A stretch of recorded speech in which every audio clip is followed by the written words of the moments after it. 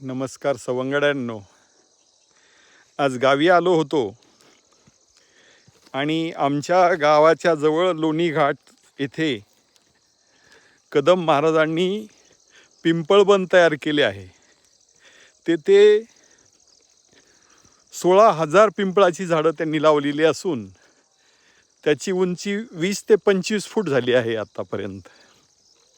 आणि आपणा सर्वांना माहीतच आहे की पिंपळ वृक्ष आपल्याकडे सर्वात शुभ वृक्ष धरला जातो, कारण तो रामाचा जन्म पुष्य नक्षत्रात झाला आणि पुष्य नक्षत्राचा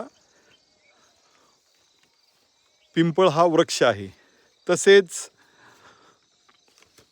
गौतम बुद्धांनी पण त्याला बोधिवृक्ष संबोधले आहे. त्या पिंपळाच्या झाडाखालीच त्यांना ज्ञान प्राप्त झाले होते. त्याचप्रमाणे आपल्या गीतेमध्येही श्रीकृष्णाने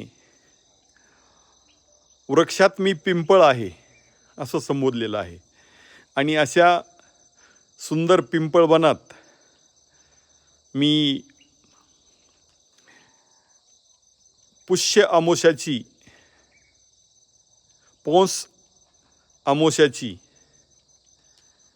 पंगत ठेवली आहे.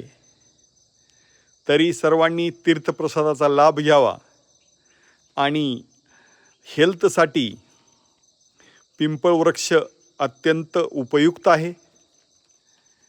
त्याचे म्हणजे 5 अंग, जसे आपले 5 अंग तसे त्याचे 5 अंग प्रत्येक ठिकाणी आपण वापरू शकतो. आणि त्याची महती मी तुम्हाला, जर आपण तिथे आलात उद्या दुपारी 1 ते 2च्या दरम्यान, तर मी नक्कीच देईल आपणास. धन्यवाद. नमस्ते.